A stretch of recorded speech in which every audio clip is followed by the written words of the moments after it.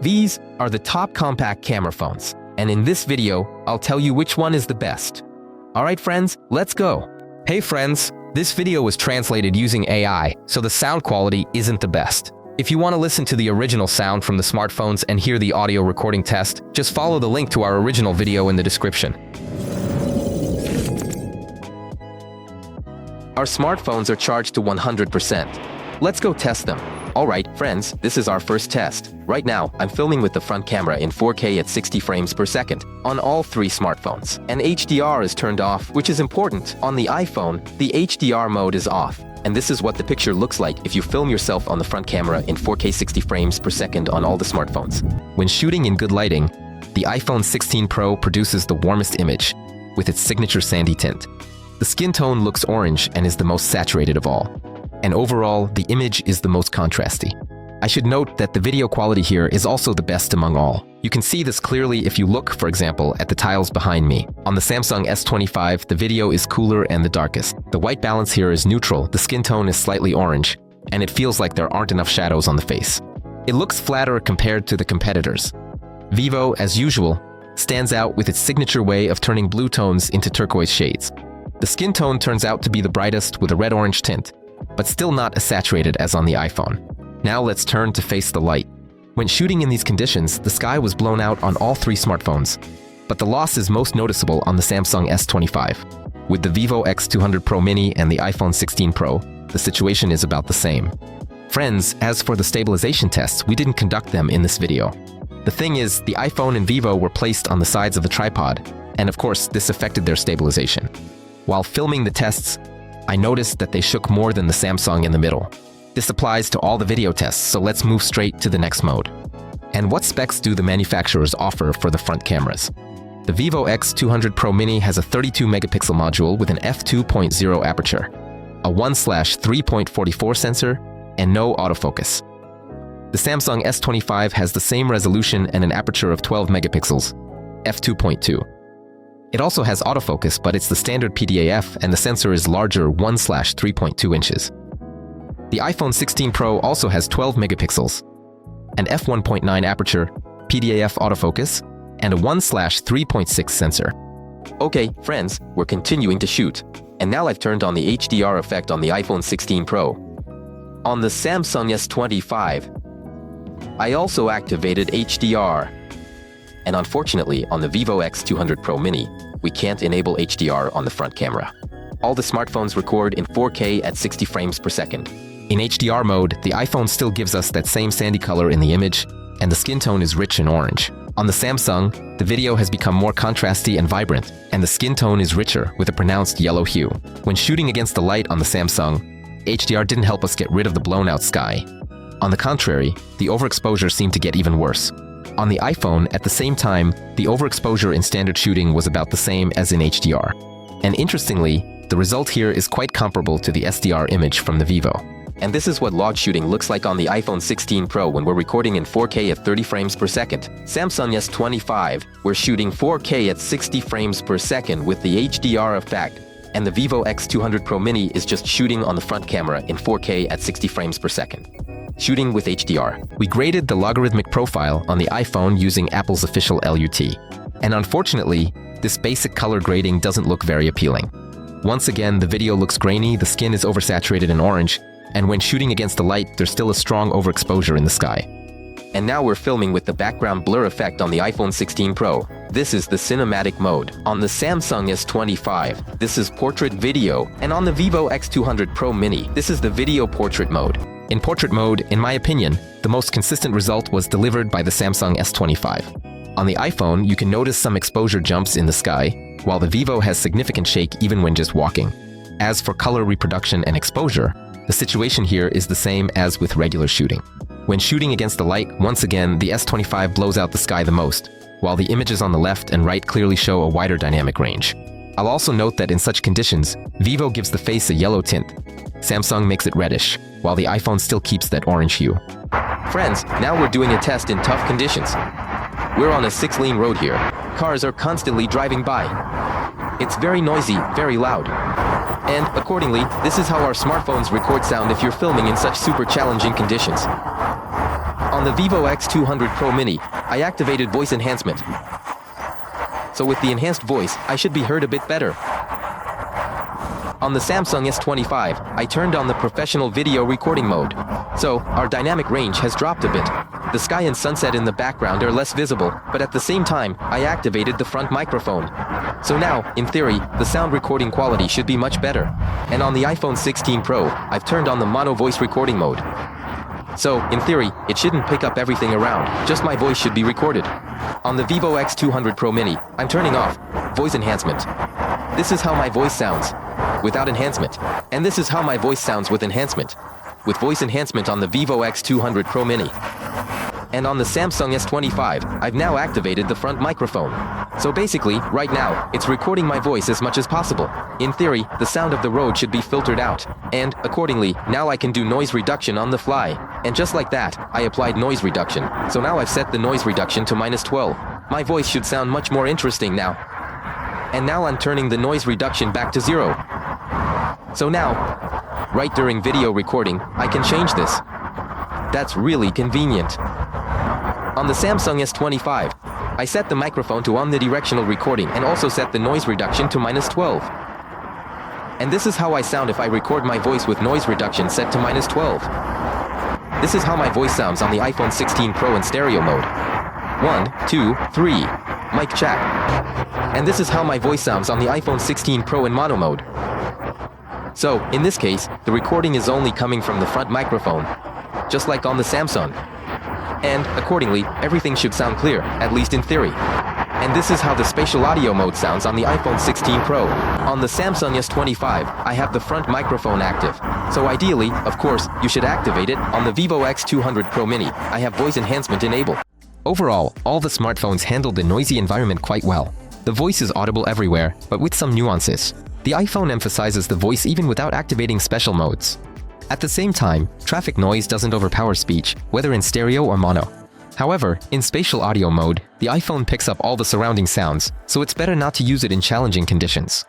Samsung delivers confident sound in regular recording, but achieves better results when filming yourself using the front microphone. The voice remains intelligible even with noise reduction, though there are some minor distortions. The rear microphone can be used for shooting the scene.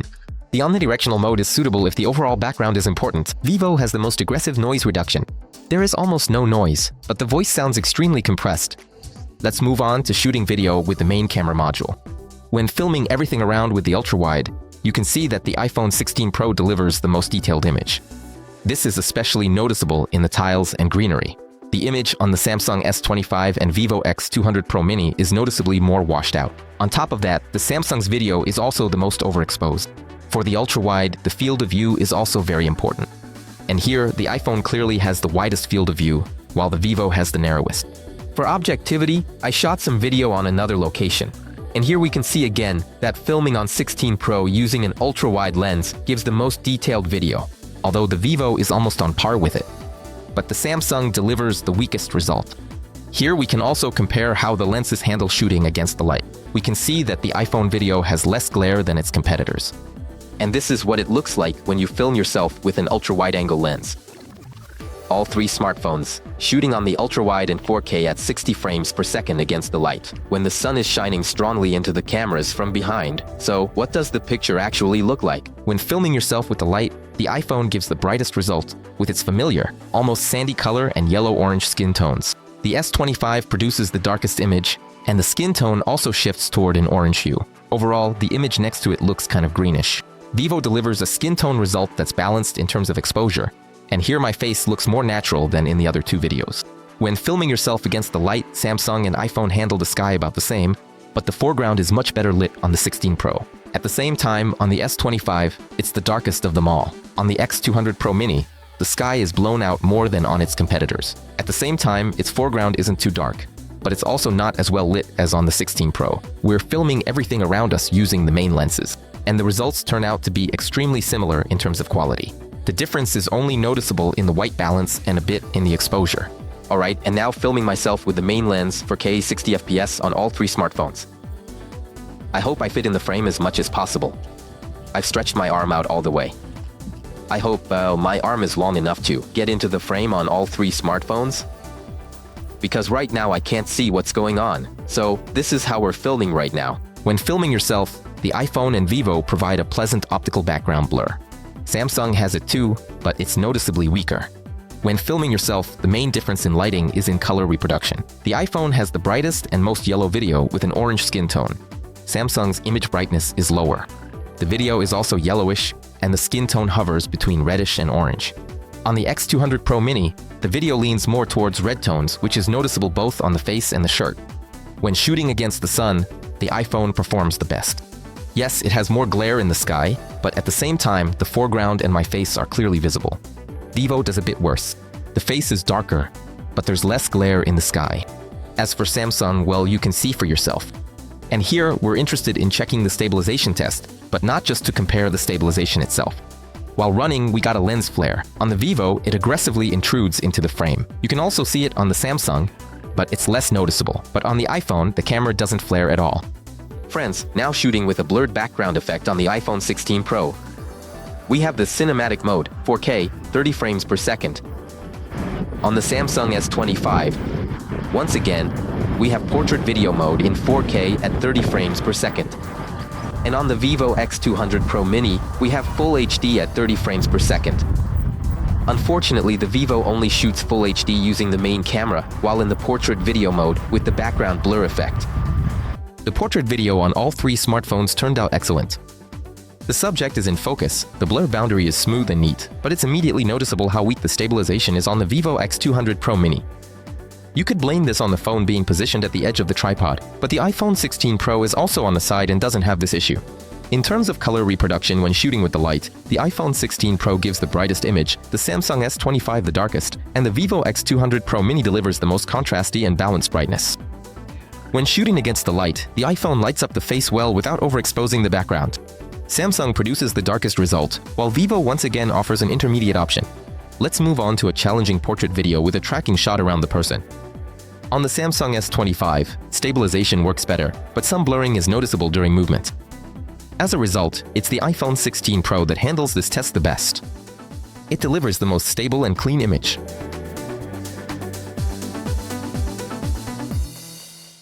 Friends, I just turned on enhanced stabilization on our smartphones, so let's check how they perform. If we end up with this kind of shot.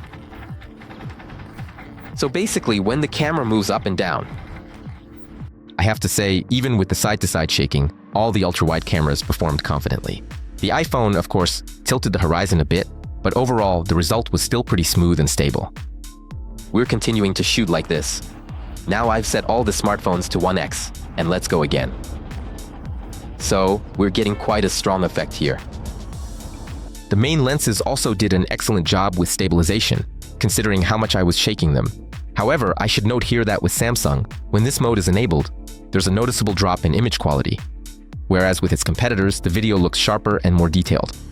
We're testing HDR shooting and LOG profiles in the studio. I'm specifically using telephoto lenses to get the desired close-up and, ideally, some optical background blur. But first, let's start with the standard dynamic range. The iPhone produced the brightest image with a pronounced orange skin tone, Samsung's video is a bit darker with a reddish skin tone, and the Vivo X200 Pro Mini's video is the darkest, with a brownish skin tone. When HDR is enabled, the image changes. On the Vivo, it becomes the brightest, with a yellowish skin tone. On the S25, the result remains dark with the same reddish skin tone. On the iPhone, the video is bright but lacks shadows, which makes it look flat. At the same time, the skin remains orange. The iPhone also has a ProRes RAW HDR mode. This is a heavy format with maximum quality and dynamic range. In studio conditions, the potential of HDR is limited, but the level of detail in this mode is noticeably higher compared to regular HDR. We also tested the background blur shooting mode. Despite Vivo's resolution limitation, only Full HD, it actually produced the most expressive light and shadow rendering. On the iPhone and Samsung, the background is blurred, but the image looks flatter. Nevertheless, all three smartphones handled this scenario well overall and are suitable for studio recording. But on Samsung, HDR is also available in portrait video mode. When you turn it on, the image becomes more contrasty and actually looks more interesting. Now, let's switch to the logarithmic profile. This is the so-called flat profile, which we color grade in post-production using official LUT files from the manufacturers for grading. After processing, the iPhone delivers the brightest and most saturated result, but with a noticeable shift toward an orange skin tone. Samsung produces a darker video with reddish skin tones, while Vivo gives the palest and most lackluster result. You can see more noise, and the skin tone shifts to a grayish-pink hue. Let's check how smoothly smartphones switch between lenses when zooming in. On the iPhone, zooming looks smooth with no jumps or visible cuts, except for a slight change in exposure when switching between lenses. But overall, the result is very neat. With Samsung, the situation is similar. All the switches happen correctly, but they're a bit less smooth. It feels like the smartphone latches onto key focal lengths. The Vivo X200 Pro Mini also doesn't have any major issues with smoothness, but you can notice slight jumps in exposure during the process. Let's move on to the video zoom test. And here, it's important to go over the camera specs. On the Vivo X200 Pro Mini, all three modules are 50 megapixels. The main camera has an f1.57 aperture, the telephoto is f2.57, and the ultra-wide is f2.0. The Samsung S25 has a 50 megapixel main camera with an f1.8 aperture, a 10 megapixel telephoto with an f2.4 aperture, and a 12 megapixel ultra-wide with an f2.2 aperture. The iPhone 16 Pro has a 48 megapixel main camera with an f1.8 aperture, a 12 megapixel telephoto with an f2.8 aperture, and a 48 megapixel ultra-wide with an f2.2 aperture. Let's test them. On the ultra-wide lens, the 16 Pro and the X200 Pro Mini deliver comparable image quality. But because the lenses themselves are different sizes, for example, this inscription is easier to read on the Vivo. As for Samsung, its video is the least sharp. Main lenses. Here, all three smartphones produce similar results, both at first glance and in terms of detail. The 2x digital zoom works about the same for all of them. At 3x zoom, the S25 and Vivo switch to their telephoto lenses, while the iPhone still uses digital zoom. Here, the Vivo telephoto lens performs the most confidently. We can even read small numbers in the distance. Samsung's result is weaker. But, for obvious reasons, the iPhone 16 Pro performs the worst here. At 5x, the iPhone finally activates its telephoto lens. But honestly, I don't see any advantage over the digital zoom on the Samsung and Vivo. At 10x zoom, there is a difference, and here it's actually in favor of the iPhone. We can more or less make out the small blue text, whereas with the competitors, it's completely blurred. The same goes for the next zoom level. Once again, the 16 Pro's result is a bit more legible. I also tested the zoom in 8K. On Samsung, this resolution is available at 1x, but here there's no noticeable difference compared to the competitor's 4K video, even when zooming in up to 2x. Let's move on to shooting slow-motion video. All three devices can record slow-mo in 4K at 120 frames per second. And here, the image quality is excellent on all of them. The only difference is in the white balance and brightness. All three devices also support shooting at 240 frames per second in Full HD, and in this mode, all three videos look pretty good. Let's move on to the macro photography test. On the iPhone and Samsung, the ultra-wide lens handles macro shots, while on the Vivo, it's the telephoto lens. With the 16 Pro and S25, you have to bring the camera really close to the subject. But if you get too close, the image goes out of focus.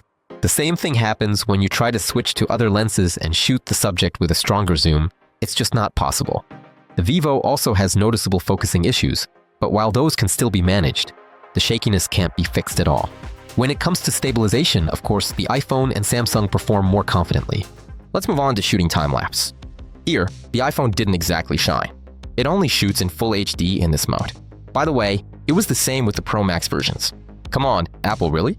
But to be fair, in reality, the 16 Pro doesn't really lag behind its competitors, even with Full HD quality. During the day, the time-lapse looks good on all smartphones, but I should note that the iPhone lights up the foreground more actively. The other two videos look darker. When night falls, the 16 Pro also gives us a brighter result, while the competitors' videos become very dark. I also shot some nighttime lapse, and here, Vivo delivers the brightest and most interesting result, showing the stars in the sky better than anyone else. But at the same time, there's a glare running across the entire frame. The iPhone's video is a bit darker, and you can't see any stars at all. Samsung gives us the darkest result, but you can still occasionally see some stars. But here too, we see a glare across the entire frame, although it's not as strong as on the 200 Pro Mini.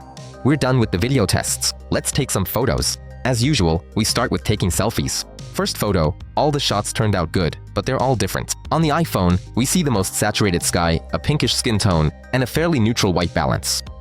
On the Samsung, the photo is warmer, the background is brighter, and the skin tone shifts towards orange. Vivo gave the warmest shot. Its sky is the palest, and the skin tone is the most yellow. I'll also note that only Vivo has optical background blur, which adds depth to the photo. But when it comes to color reproduction, well, that's a matter of taste, of course. In the second photo, there's less light, and here the iPhone delivered a rather weak result. The photo is pale, faces look blurry, and the skin seems kind of waxy. The S25's photo is more alive, more contrasty, more saturated, and just looks nicer. Here, Vivo lights up our faces more actively than its competitors. The photo looks good, but again, the skin tone is slightly orange, an acquired taste. Now, a selfie against the sun. The Vivo X200 Pro Mini performed best here. It has the brightest and most detailed foreground, while the sky isn't blown out at all. The iPhone 16 Pro also did a pretty good job. Its foreground is brighter than the Samsung's, but the sky is more overexposed than on the 200 Pro Mini. But the S25 performed weaker than its competitors.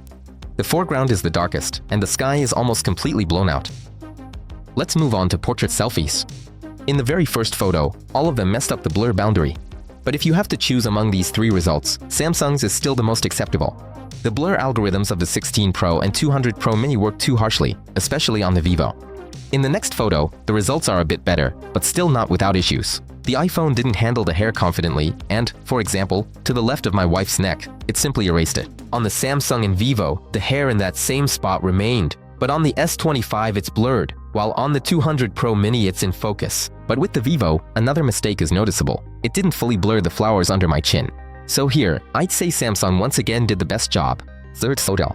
If you take single selfies in good lighting and without a complicated background, all the smartphones perform excellently without any noticeable blurring issues. Here, the only differences we see are in color and brightness. The same goes for the next photo, where I'm the only one in the frame.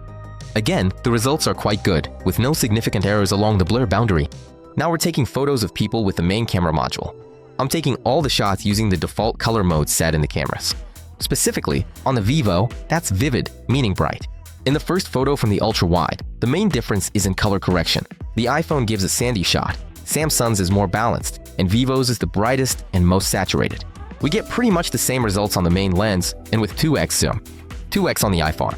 The S25 and 200 Pro Mini have telephoto lenses. Here, you can already evaluate how the cameras handle a person in the frame.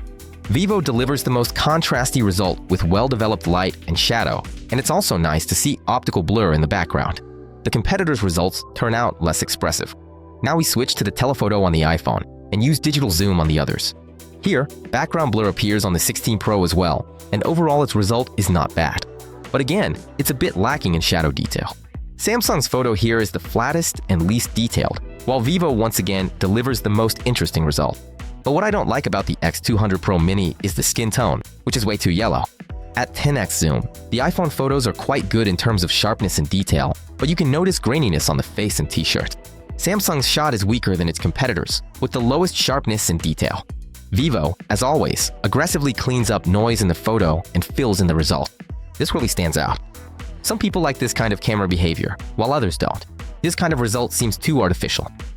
The last zoom. Here, the result is bad for everyone in its own way. The 16 Pro's photo is the noisiest, the S25's is the weakest in terms of detail and sharpness, and the X200 Pro Minis is the most overprocessed and also very blurry. Photo session number 2 is already with me and in different lighting conditions.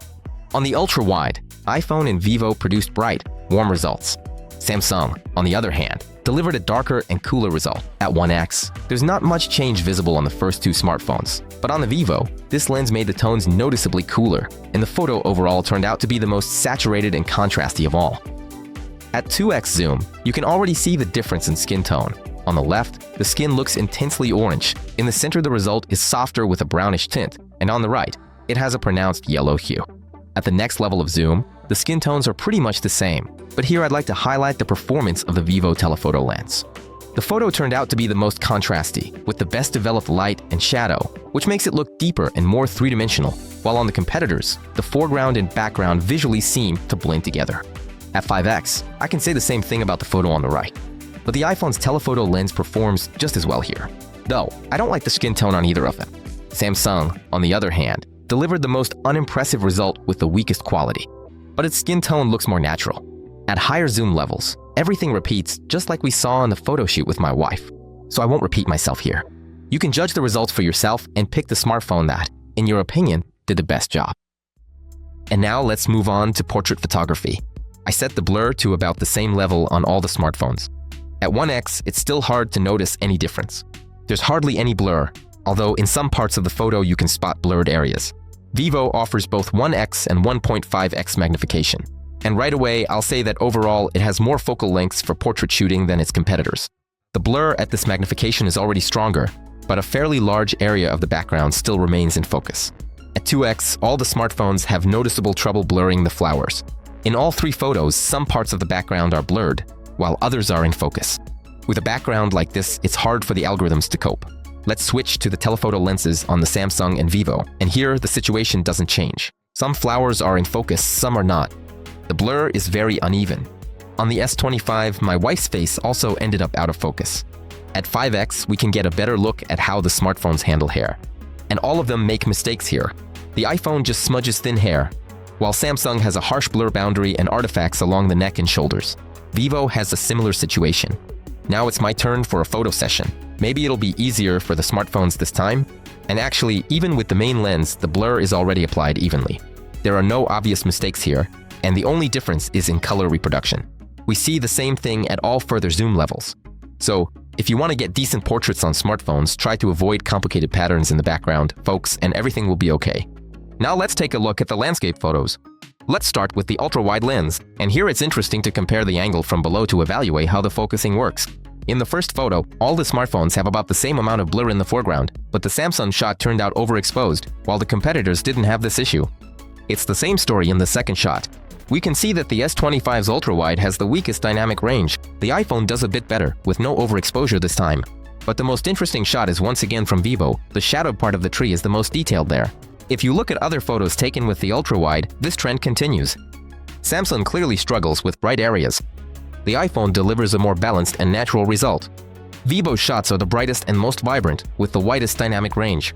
But interestingly, when it comes to photos of the sky, it's actually Samsung that boosts the colors the most. Switching to the main lens, and things look pretty similar here. The iPhone delivers a pretty good, balanced result. Samsung's is paler and has less depth in light and shadow, while Vivo's is the brightest and most vibrant. I want to specifically mention the shot against the sun. Only Samsung failed to handle the glare. Sometimes, depending on the lighting, photos from Samsung and iPhone turn out very similar. But Vivo always produces a bright, saturated photo with aggressive processing. Personally, I like photos like these. You can post them straight to social media, but of course, that's a matter of taste, friends. And now, the spoon and fork test. Here, we're checking how the blur algorithms handle thin objects like spoons, forks, or straws, just like in our first test. Thanks to my mom for helping with the filming.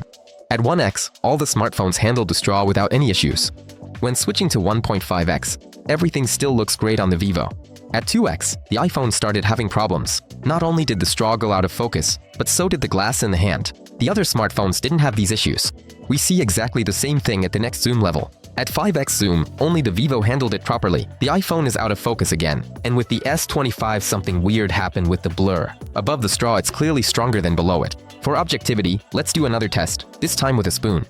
On the main lens, everyone did pretty well. But if we zoom in on the spoon, you can see that on the iPhone the handle is crooked, almost like it's been chewed on. Samsung's result is neater, but there are small flaws near the fingers and some unblurred areas in the hair. Vivo handled the spoon carefully, but it blurred the strawberry lying in it, and also treated the edge along the arm a bit roughly. On the 1.5x and 2x Pro Mini, we see the same problem. The same thin unblurred area along the arm and once again a blurred berry. At 2x zoom, everything looks quite neat on the iPhone. On the Samsung, though, the spoon is smudged in some places, and there are also noticeable errors with my mom's hair. On the Vivo, the berry is finally in focus, but there are still issues with the hair. In the photo taken with the Vivo telephoto lens, it actually erased the handle of the spoon to the left of the hand, and once again we see issues with hair processing. On the Samsung, the border along the edge of the spoon turned out rather rough. Let's move on. And here, everyone handled the spoon just fine. But with the hair, we see really serious problems on the S25, whereas the iPhone and Vivo did a better job with it. Now let's see how smartphones handle food photography. The results on the 16 Pro and the S25 come out quite soft and balanced, while on the X200 Pro Mini, in food mode we can choose different color presets, as well as add a light source to the photo or even some steam for hot dishes. Let's move on to macro photography. At lower magnifications, all smartphones deliver decent results, but the higher the zoom, the more noticeable the differences become. The iPhone performs weakly at higher zoom levels, clearly lagging behind in quality and detail. Samsung does better, but starting from 10 times zoom, noise becomes quite noticeable. Vivo, on the other hand, handles it the most confidently of all. Even at maximum zoom, it produces a sharp, detailed, and clean shot without any noise. Let's move on to the photo zoom test. On the ultra-wide lens, there isn't much difference in detail. Small text is quite readable on all three smartphones. Main lens. In terms of detail, the result is again similar. Text readability is at a good level for all of them. The 16 Pro is a bit weaker, but that's more due to the darker frame rather than sharpness. At 2x, it's a tie between the two again. However, the Vivo X200 Pro Mini looks more impressive thanks to its bright and sharp image. Let's switch to the telephoto lenses on the Samsung and Vivo. On the iPhone, it's digital zoom in this mode. Here, we get the expected result. The 16 Pro has the weakest detail. Samsung and Vivo both have a sharper image, but the X200 Pro Mini has the edge in sharpness. At 5x zoom, the iPhone switches to its telephoto lens, but it doesn't really offer any advantage. Samsung's result is just a bit weaker, while Vivo shows no change in detail at all. At 10x zoom, the iPhone produced the noisiest image, Samsung's was the blurriest, and Vivo tried to compensate with algorithms. It pulled out the large text, but smeared the smaller writing. At the next zoom level, the image doesn't really change much. Importantly, the iPhone's maximum photo zoom is limited to 25x. The S25 goes up to 30x, and on the Vivo you can go up to 60x or even 100x.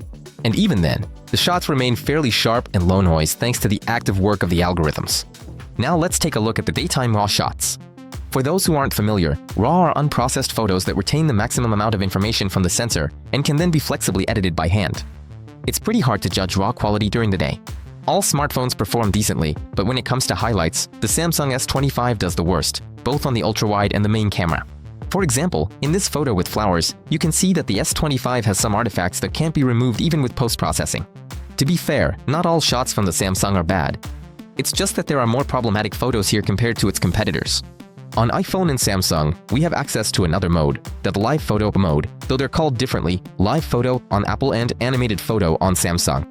On iPhone, you can simply view a live photo, make it loop, choose the bounce mode, or apply a long exposure effect. On Samsung, the animated photo mode is essentially inspired by the iPhone's version. Similar options are available here. The Vivo X200 Pro Mini doesn't have this mode at all. The higher-end version does have it, but you can only view the result. There aren't any interesting options like those offered by the competitors. Since I've already mentioned the long exposure effect on the iPhone, let's move on to it. On the iPhone, you can get this kind of shot using the live photo mode just like I showed earlier. On the Samsung S25, this mode is implemented the same way as on the higher-end version, through Expert RAW. And here, you'll have to manually set all the parameters, shutter speed, exposure, and so on to get a decent result. On Vivo, long exposure works through the landscape mode. Here, we have clear presets that are easy and convenient to use. At the same time, the final photos turn out more interesting than, for example, on the Samsung.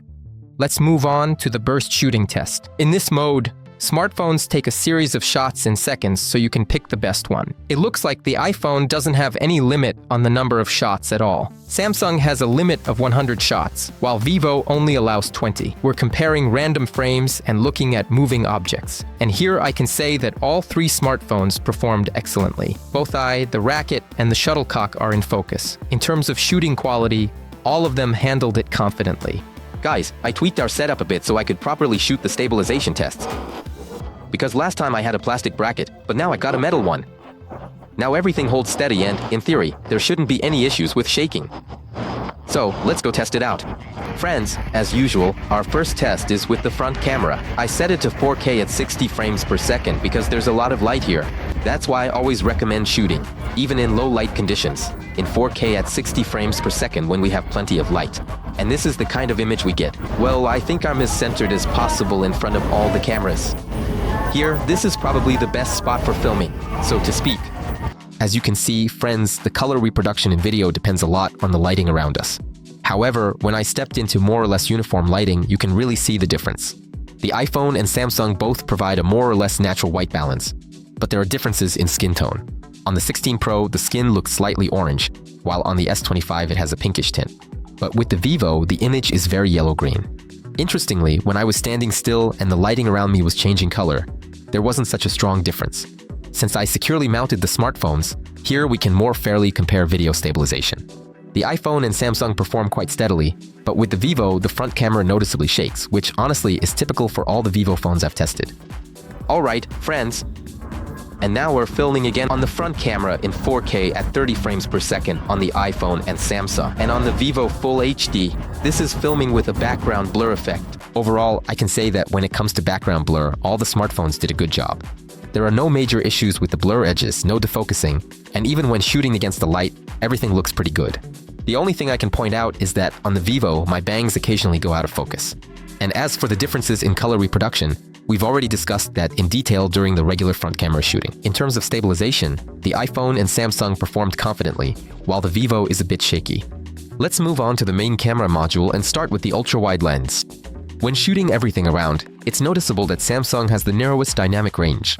Its shadows are the least developed, they're very bright.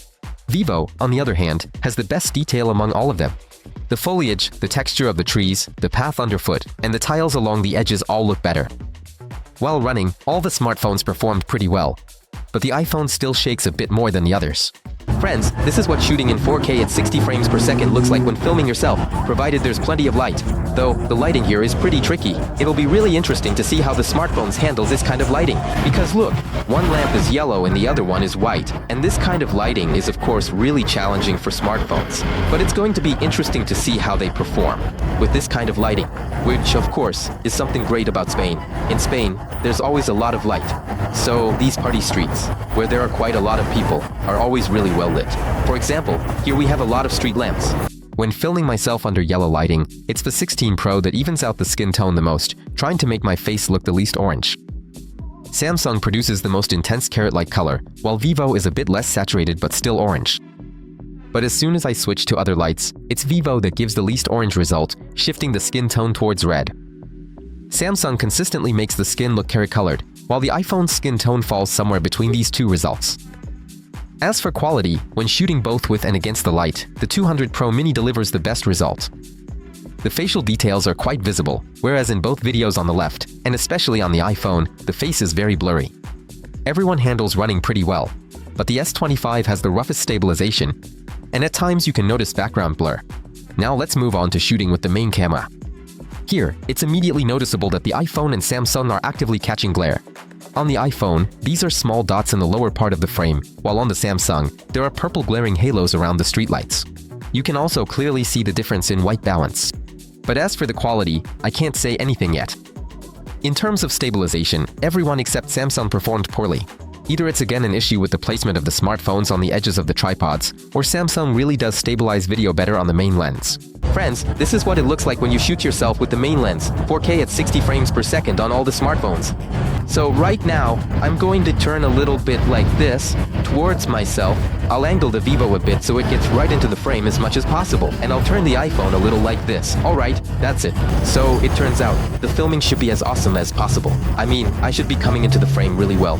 This is being shot on the main lens, with a focal length of 24mm. When filming myself on video with the iPhone, glare appears again, but it gives the most neutral, though somewhat pale, skin tone.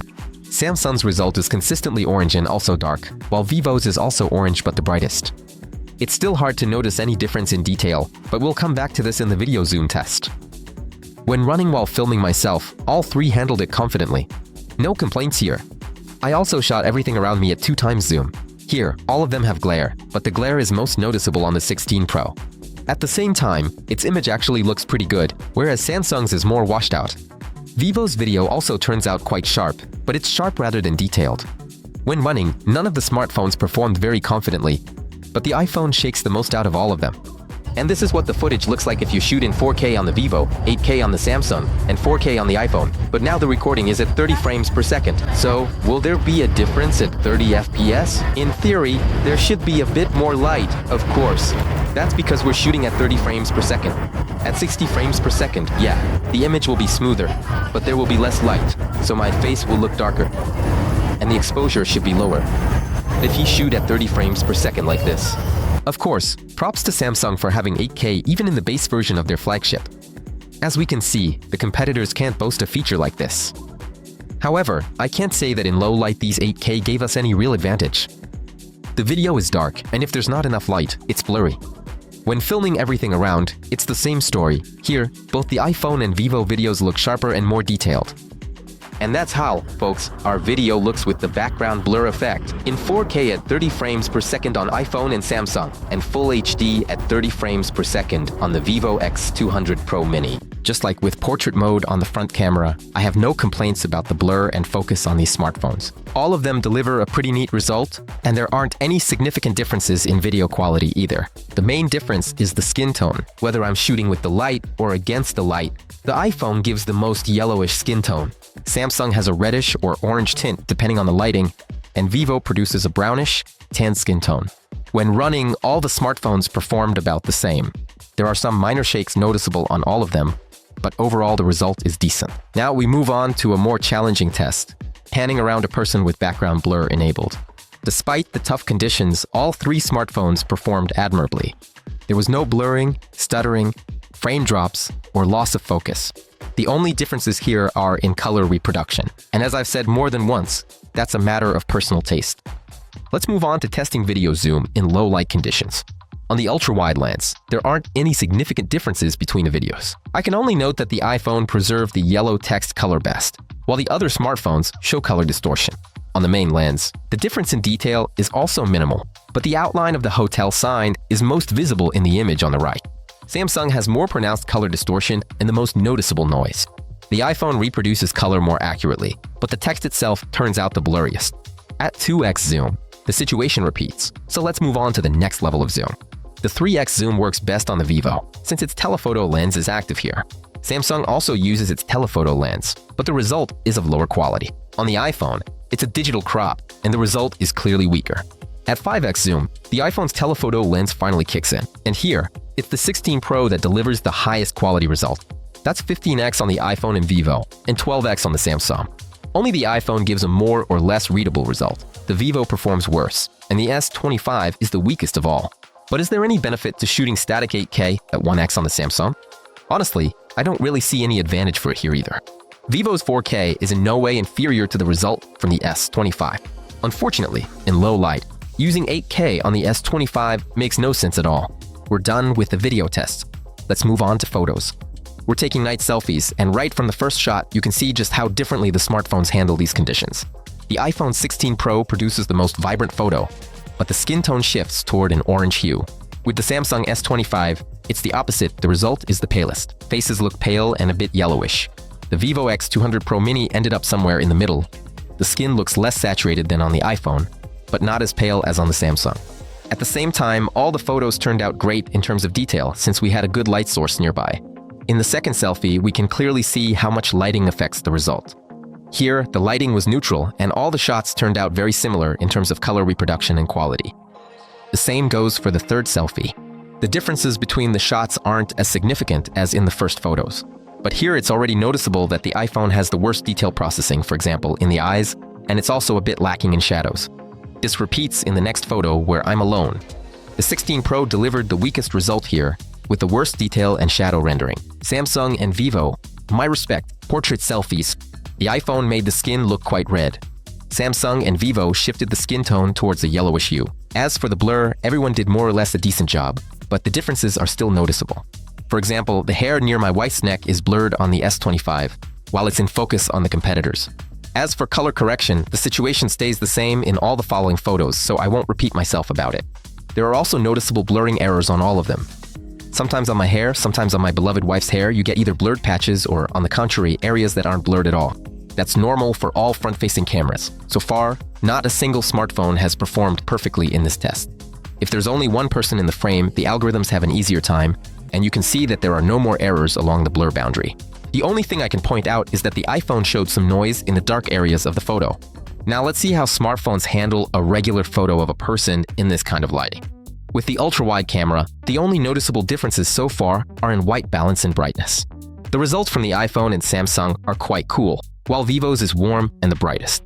We get a similar result with the main lens as well. And here, it's as if the white balance shifts from left to right, going from cool to warm. At 2x zoom, it's similar. The iPhone gives the darkest result with a cool tint and reddish skin. Samsung's is lighter and warmer, and Vivo's is the most saturated, bright, and contrasty. At 3x zoom, it becomes much clearer how the X200 Pro Mini processes the shot with its algorithms. The photo looks great, but some people might not like this kind of processing. At 5x zoom, despite using a telephoto lens, the iPhone delivers the weakest result. You can see graininess on the face, and overall, the photo is the least sharp of all. The S25 delivers a better, sharper result. and it's not as overprocessed as the Vivo. Meanwhile, the X200 Pro Mini really boosts the image quality using its algorithms. It looks really cool to me, but that's a matter of personal taste. We see the same thing at the next zoom level. Here, the iPhone just completely falls apart into noise. Samsung handles it better, while Vivo processes the photo even more aggressively. At maximum zoom, the difference between all three smartphones becomes even more noticeable. So, to sum it up, for a balanced and more natural result, go with Samsung. For a sharper, crisper, brighter, and more polished image, choose Vivo. As for the iPhone, I honestly don't know what it's good for here. In the second photo shoot, it's interesting to see how the smartphones perform in more challenging lighting conditions. And here, I can only praise Vivo. At all zoom levels, it actively brightens the face, whereas on the iPhone and Samsung, the face turns out darker. The more you zoom in, the more noticeable the noise becomes on the iPhone 16 Pro. Samsung and Vivo both have algorithms that do a decent job of cleaning up noise in photos, but the X200 Pro Mini pulls out sharpness better, handles lighting more effectively, and delivers the highest quality result in terms of light and shadow. Let's see how smartphones handle night portraits. In the first photo taken with the main lens, what's interesting is that all three devices separated not only my wife from the blurred background, but also the flower bed she was sitting on. With 2x zoom on the iPhone and Samsung, and about 2.2x on the Vivo, in terms of quality, I definitely prefer the result on the right, but the skin tone on the Vivo was way too saturated in orange. However, the competitors aren't doing any better. On the Samsung, it's too pale and flat, while on the iPhone, it turns reddish. In portrait mode, the iPhone doesn't have 3x zoom, so we're only switching to the Samsungs and Vivo. On the S25, the shot turned out noisy and has a greenish tint, plus there are obvious blur errors around the hair. No complaints about the quality or background with the Vivo. Again, just a nuance with the skin tone. At 5x zoom, the iPhone gives the most precise blur, but also the weakest image quality. With both the Samsung and Vivo, the photo looks decent, but both have rather rough errors along the hairline. In the second photo shoot, we're testing portrait mode in more challenging lighting conditions. In the photo taken with the main lens, the background blur is almost unnoticeable, maybe just barely there. But there are still differences between the smartphones. The iPhone and Samsung produced rather bright shots that clearly lack contrast. On the iPhone 16 Pro, noise appeared in the shadows. On the Vivo, the shadows are handled excellently. The night sky really looks like night, while the foreground is bright and contrasty. With the Vivo, background blur appears already at 1.5x zoom, while competitors simply don't achieve the same level of close-up. At the next zoom level, the result from the 16 Pro is quite decent. There's no noise, the blur is neat, and the photo overall is pleasant. Samsung once again delivers a flat result, lacking depth and shadows. Vivo once again produces the most interesting and contrasty shot. At 3x zoom, the Galaxy S25 has issues with blurring around the hair. It seems to have mistaken the palm tree behind me for part of my hairstyle. The Vivo X200 Pro Mini delivers an excellent result, and what's especially worth noting, the 200 Pro Mini provides the deepest and most dimensional image, with a clear separation of the foreground from the background. With its competitors, the photo looks more uniform and flat. This applies to all zoom levels. You can see this for yourself. Let's move on to landscape photography. We'll start with the ultra-wide lens. And here, the difference is immediately noticeable. With the iPhone 16 Pro, you get a dark night sky and at the same time a bright, well-detailed foreground. The shot really looks awesome. On the S25, the sky turned out to be heavily overexposed, which makes the photo look flatter. On the Vivo X200 Pro Mini, the sky is processed excellently, but there's a characteristic turquoise tint. At the same time, the overall shot looks good. A similar situation is seen in the second photo. The results from the iPhone and Vivo look solid. And the same can be said about the next photo. But on this shot, the Samsung also has a glare, so for ultra-wide shots, it's clearly lagging behind its competitors for now. But there are also interesting cases, like here. On the 16 Pro, the shot is very dark and noisy, and the sky has that turquoise tint that's usually seen on Vivo. On the Samsung, though, the photo looks great. There's no noise, the color reproduction is on point, and even the very dark foreground is visible. The result on the Vivo is similar, differing only in white balance and the brightness of the sky. And in better lit scenes, the results from all of them are quite similar in terms of quality and color. Let's move on to the main lens. Here, almost all the photos turn out very similar, with differences only in brightness and white balance. And that's really a matter of personal taste. Otherwise, all three handle it quite confidently. Let's move on to the night photo zoom test. On the ultra-wide, the level of detail is still similar, but when it comes to handling light sources, Vivo clearly does the best job. Only its sign is at least somewhat readable. The iPhone performs worse, and the S25 is the weakest of all. On the main camera, we see the same situation. Once again, the X200 Pro Mini has the advantage thanks to better handling of lighting. At 2x zoom, the main difference is once again in how the bright areas are handled. For example, with this banner, the iPhone and Vivo handled it fine, while on the Samsung it's completely blown out. And in terms of detail, the X200 Pro Mini delivers a more readable and well-processed shot here. At 3x zoom, because of digital zoom, the iPhone gives the weakest result. The Samsung telephoto lens performed better, and here you don't see the same overexposure issues that the S25 had earlier. But with Vivo, the result is still the sharpest and least noisy. At 5x, the iPhone switches to its telephoto lens, while the others use digital zoom. Despite that, the most detailed result is once again from the X200 Pro Mini. It has the least overexposed text on the banner, and it's easier to read than on the iPhone, and especially better than on the Samsung. 10 times zoom. Let's look at the details. For example, the website name is more or less readable on the iPhone, but the shot is very noisy. Readability is worse on the Vivo because of aggressive processing. And on the S25, you can't make out the text at all. At the next zoom level, the iPhone once again gives the noisiest result. Samsung cleans up the noise, but loses to Vivo in sharpness and readability. With the X200 Pro Mini, we can easily read even the smallest text. And let me remind you, on the Vivo you can zoom in up to 30 times, 60 times, and even 100 times. And even with such powerful zoom, you still get quite readable photos. Of course, in terms of zoom power and quality among its competitors, the Vivo X200 Pro Mini is the absolute best. Let's evaluate raw photos in low light conditions. The very first photo is quite telling. Here, in the shot taken with the Vivo, we were able to recover even the overexposed banner, whereas with the competitors, it's completely blown out. In the second photo, we similarly see that the street light on the X200 Pro Mini is less overexposed than on the iPhone and Samsung. And in the shot with the blue sign, not only Vivo did well, but also the iPhone. Samsung, on the other hand, couldn't recover the blue color on the letters. They're simply blown out. With 1x zoom, already in the first photo, the S25 had the strongest glare from the street light, which we couldn't remove. The iPhone handles it a bit better, but the street light is actually the clearest on the Vivo, even though it flares more than on the 16 Pro. In the next photo, we can see that the sign above the entrance to the apartments is least overexposed on the right. The result on the left is a bit worse, but unfortunately, the most blown out letters and lighting are once again on the Samsung. Here's another illustrative photo from the alley. Here, pay attention to the streetlights. With the Vivo, we once again managed to eliminate glare, whereas the competitors just can't do it. Overall, when it comes to raw photos, Vivo is definitely number one among our contenders. At the same time, all raw shots on the Vivo were taken in S-RAW quality. Let's see how smartphones handle photographing the moon. Right away, it's important to mention that on the iPhone, the best way to shoot is to start recording a video and take photos while the video is recording. That way, you'll get the best possible photo of the moon. Test it in practice. Let's see what we get. With the main lens, the moon is indistinguishable on any of the devices. So let's move on to 3x zoom. Here, the Vivo X200 Pro Mini is already actively bringing out the Earth satellite. Yes, this is clearly the result of algorithmic processing, just like with all other smartphones, but the result looks impressive. The 16 Pro only reveals the moon at 15 times zoom, while the Samsung S25 still just shows an overexposed circle. On the iPhone, video zoom is limited to 15 times, so to zoom in further, we have to switch to photo mode. And the result immediately gets much worse. That's why I recommend using video recording instead of photo mode. At the same time, on the Samsung, at 30 times zoom, we finally see the moon. But of course, Vivo performs the best of all. It lets you zoom all the way up to 100 times and still delivers a decent, sharp photo of the moon. The iPhone, when it comes to astrophotography, can offer us photos with an exposure time of up to 10 seconds. Samsung has a standard night mode, which works with a short automatic exposure.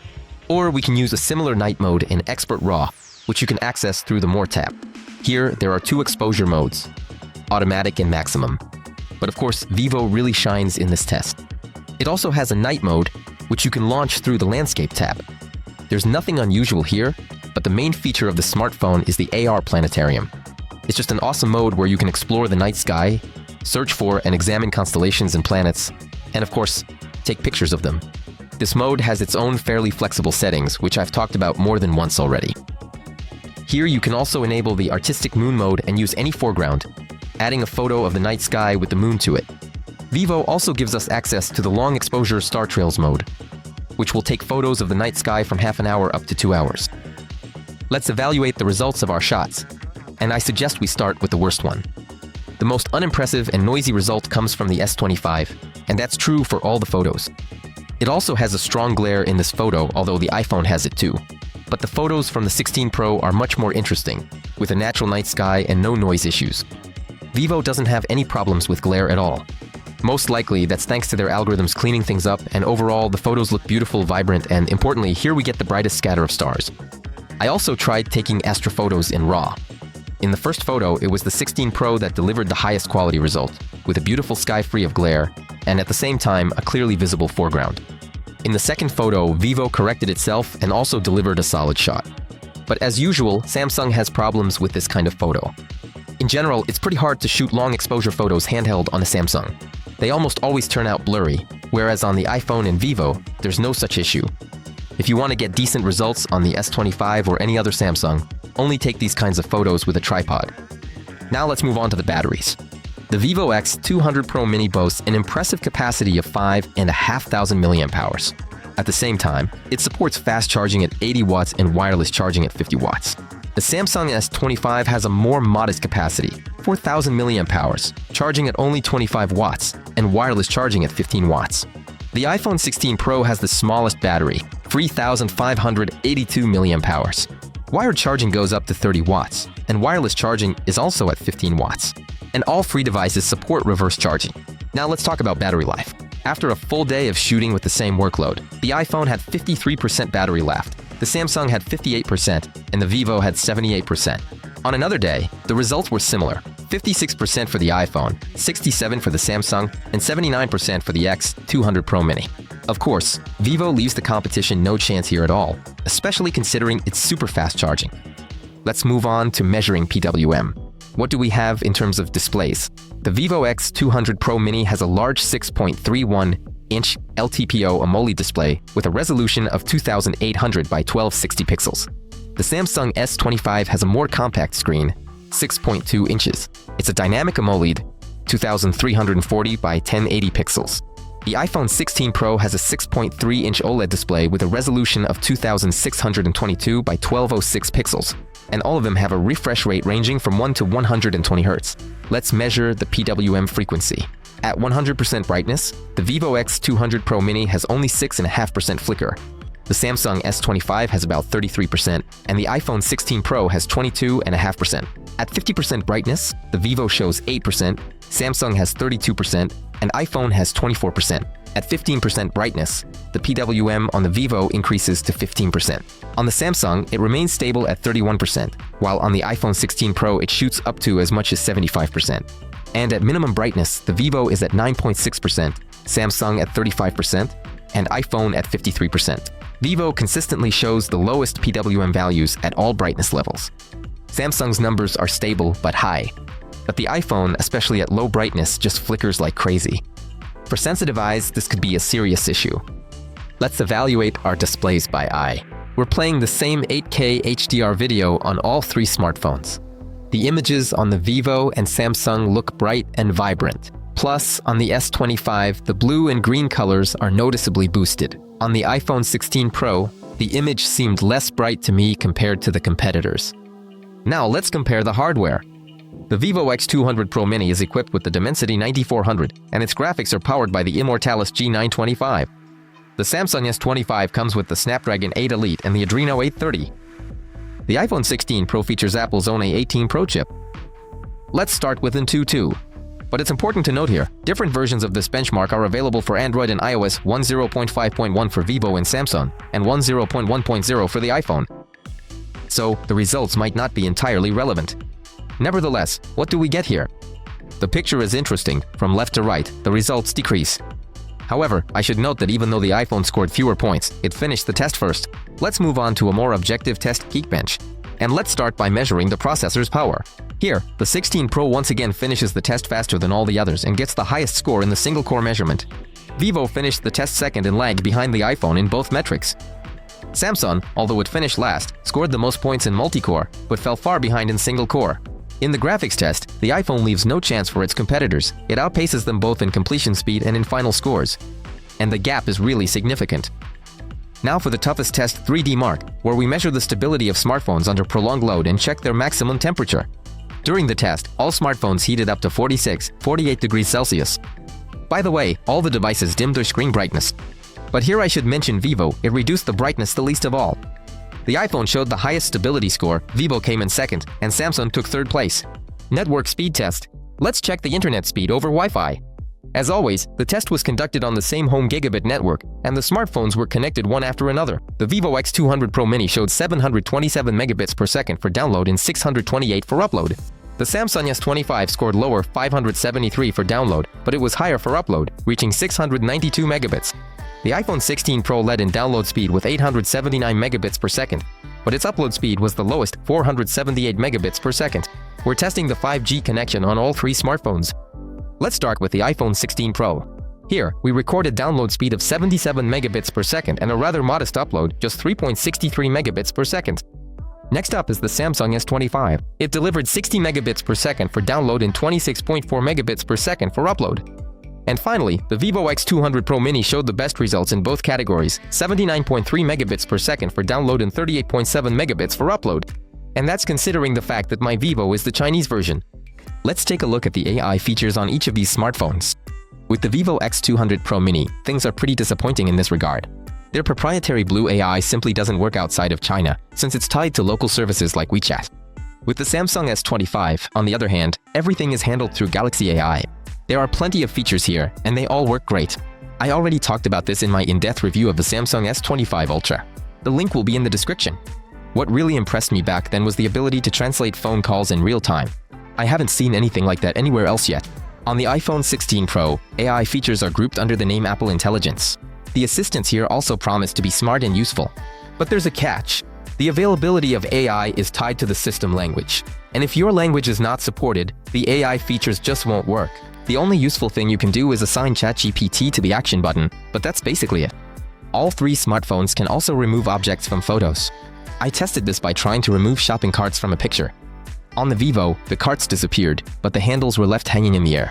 Samsung did a better job, no carts, no handles left. But the iPhone wouldn't let me select just part of the carts. It immediately selected the whole row. You can see the result for yourself.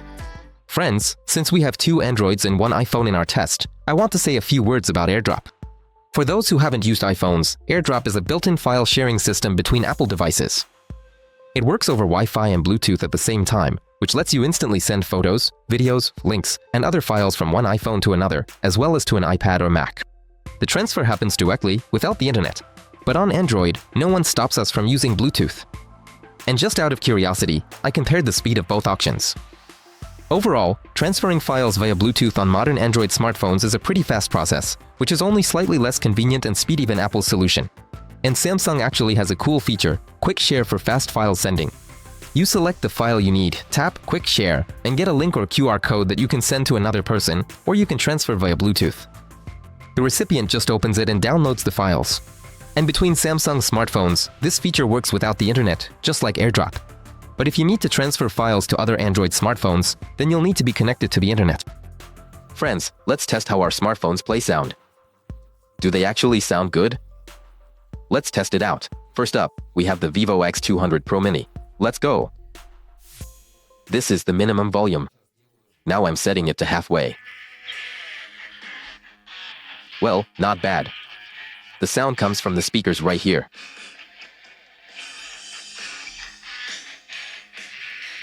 Pretty cool. The sound is spacious, rich, the guitar sounds awesome. And let's turn up the volume.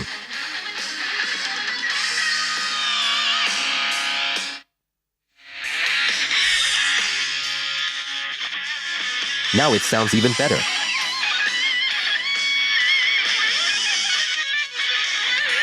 This is the maximum volume.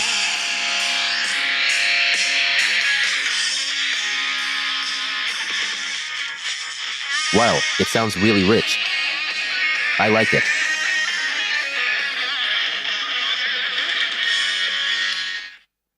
Next up, we have Samsung. Let's go. This is, well, about 20% volume. Turning up the volume. This is half volume.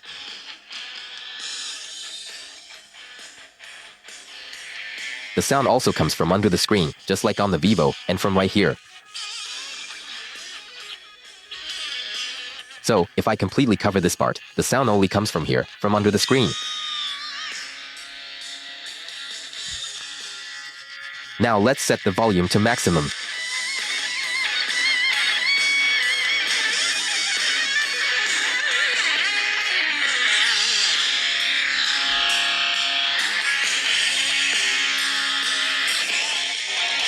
Alright, got it. And now our iPhone 16 Pro. Let's go!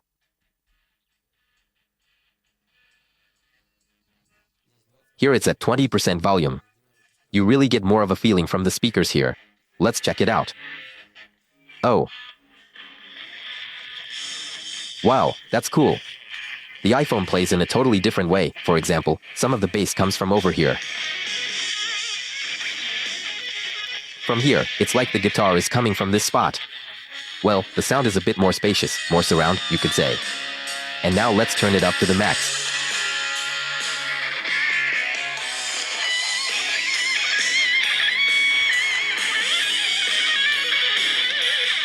Well, I think it's awesome. So, guys, what conclusion would I make? Well, obviously, the iPhone definitely plays low frequencies better. I mean, it handles both high and low frequencies well. And Samsung is somewhere in the middle, same with Vivo. It just feels like they don't have any low frequencies at all. In terms of volume, all three smartphones performed about the same. Let's sum things up, friends. First of all, let me answer the question. Why are we even comparing three smartphones from different price segments? Simple, because they all have the same form factor. These are three compact devices. All of them are the junior versions of their respective flagships and, as we've seen, can compete with each other despite the price gap. In any case, the iPhone is the most expensive of the three, while the Vivo offers the best value for money. Is it worth paying extra for the Apple? Or should you take a closer look at the more affordable competitors from Samsung and Vivo? Let's figure it out. If we talk about the strengths of the 16 Pro, first and foremost, it's really good at video recording. Its ultra-wide camera delivers the most detailed image, has the widest field of view, and it handles glare the best when shooting against the light. The iPhone also performed confidently in challenging scenarios. In portrait video with tracking, it delivered the most stable and precise image. And in daytime video zoom, starting from 10 times and above, it allowed you to see the details best. And I want to specifically mention shooting myself at night with the main camera. Under yellow lighting, only the iPhone was able to properly adjust the skin tone to a neutral shade. With the others, the skin would shift to unnatural shades. When it comes to photos, the iPhone also deserves some praise here. With the ultra-wide lens, it produces a balanced and realistic image with good shadow detail. Night landscape shot with the iPhone's ultra-wide also look great. The sky turns out truly night black, while the foreground remains clearly visible. And if you shoot in RAW, in some cases the iPhone lets you preserve more detail than, say, a Samsung. This is especially noticeable on signs and light sources. In performance tests, it almost always outpaced competitors both in terms of benchmark completion speed and final scores. The graphics chip's performance and stability under prolonged load were especially impressive. It's also worth noting the superior Wi-Fi download speed, 879 megabits per second, compared to 727 on the Vivo and 573 on the Samsung. And of course, it's very important to mention that for all users of the Apple ecosystem, this particular smartphone will be more convenient for everyday use. But it also has plenty of downsides. The iPhone 16 Pro is the most expensive smartphone in our comparison, and in my opinion, its price isn't justified. There are limitations when it comes to video recording. Timelapse are only available in full HD. There's a log profile on the front camera. Yeah, but honestly, there's no point to it. In daytime shooting, the iPhone often gives us a sandy color, which not everyone is going to like. And there are regular issues with skin tones here as well. Often, skin looks intensely orange. At night, the front camera shows the weakest detail and poor shadow rendering. And in many other night video and photo scenarios, the 16 Pro performed pretty poorly. Sometimes glare, sometimes noise, or something else. For example, in RAW shooting at night, the iPhone loses to Vivo in terms of dynamic range. At low brightness, the screen shows very high PWM, up to 75%, which can be critical for sensitive eyes. Now let's talk about the strengths of the Samsung S25. This is a well-balanced smartphone that beats the iPhone on price and Vivo on its global compatibility. It's a reliable Android device that will work stably right out of the box in any country in the world, without the need to spend several hours cleaning and setting it up, as is the case with Vivo, for example. As for shooting, Samsung has a couple of strong points. First of all, there are portrait selfies. In most cases, the S25's algorithms handle blurring complex objects like hair or flowers better. It's also worth noting the natural skin tone in daytime photos, without the obvious yellow or red tint that competitors often have. In studio tests, the Samsung S25 performed confidently, especially in the Geekbench processor multi-core test, where it scored the highest among all participants. We also had the highest upload speed over Wi-Fi. And let's not forget that it comes with the full set of Galaxy AI features, which, personally, I consider a huge advantage in Samsung smartphones. Additionally, it impressed in the object removal test, delivering the most reasonable result. Among other conveniences, Samsung has implemented Quick Share for fast file transfers, an AirDrop equivalent, but for Android. But the S25 also has its fair share of drawbacks. The main downside is the camera. In most tests, it consistently lags behind its competitors. The ultra-wide lens produces the blurriest and darkest images. When shooting against the light, the sky is almost always completely blown out. In daylight shooting, the detail is lower than on the Vivo and iPhone. The S25 has the worst zoom and the blurriest image at almost all zoom levels in the zoom tests. Portraits taken with the main camera aren't perfect either. There are noticeable mistakes along the blur edges and issues with rendering hair. The skin tone deserves a separate mention. When shooting yourself with the main camera at night, it consistently turns out carrot-colored. A similar situation happens in portrait video on the main camera. The skin also constantly shifts to a pronounced carrot hue. At night, the front camera gives the palest and flattest result, while the main module often suffers from overexposure and low detail. In raw shooting, Samsung has the most problematic shots. Here, the dynamic range is the lowest among competitors. I should also mention the high PWM level at all brightness levels, around 30 to 35%. There were also issues during performance measurements. In the 3D Mark stress test, Samsung proved to be the least stable device. And finally, the Vivo X200 Pro Mini is the most confident participant when it comes to photography and zooming. You saw everything yourselves, friends. Out of our trio, it was Vivo that performed the best in terms of photography. During the day, at night, in regular and raw photos, when shooting people, and in the photo zoom test, it performed very confidently, almost always surpassing its competitors in image quality. In photo zoom, the X200 Pro Mini lets us go up to 100x while still maintaining pretty good photo quality, whereas its competitors start to fall apart already at 10x and are limited to only 25x or 30x zoom. Vivo is the only one that offers optical background blur on selfies, which adds depth. It has the widest range of focal lengths for portrait shooting, and the portraits themselves are deep and detailed. But when it comes to video recording, I also have reasons to praise Vivo. In most daytime scenes, Vivo consistently delivers high-quality images with well-rendered faces. It performed well in portrait video mode. The result is the most expressive and high contrast. Vivo also performed well in the video zoom test. For example, even at a digital zoom of 5 times, it was on par with the iPhone and its dedicated telephoto lens. And at night, when shooting on the go, the main camera of the Vivo X200 Pro Mini delivers the highest level of detail among all the participants. Vivo also has the best battery life. After all the days of shooting, it consistently had the most battery left. At the same time, it comes equipped with fast charging at 80 watts. Add to that a minimal PWM level at all brightness settings. Vivo also performed well in performance tests, and even under heavy heating, it barely reduced screen brightness, while its competitors' brightness dropped noticeably. But the Vivo X200 Pro Mini also has its own shortcomings. First and foremost is stabilization. On the front camera, it works worse than on competitors' devices. You can often notice shaking even when just walking normally. And this is a problem for all Vivo 200 series phones in general. There's also a logarithmic profile here, which, overall, I would call unusable. Also, when shooting at night, the front camera produces images with unstable quality and color reproduction, often with an unpleasant yellow-green tint. There are also some issues with the photo processing algorithms. With high zoom levels, Vivo aggressively fills in the image, which sometimes looks unnatural. In portrait photos, the algorithms occasionally make mistakes when blurring small objects. Skin tone is also not always consistent or flattering. During the day, it shifts to a bright red or yellowish hue, and at night, it turns into a deep orange. This kind of skin tone is definitely an acquired taste. When it comes to software, Vivo isn't perfect either. For example, Blue AI simply doesn't work outside of China. And you'll have to spend some time setting up the smartphone, removing all the Chinese apps, configuring the keyboard, installing all the Google services, and so on.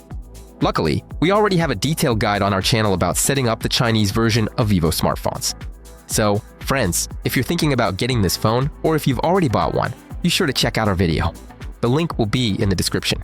So, friends, which smartphone would I ultimately recommend, and for whom? We've weighed all the pros and cons, so the conclusion is clear. The iPhone 16 Pro is for Apple fans, and for those who prioritize video recording above all else.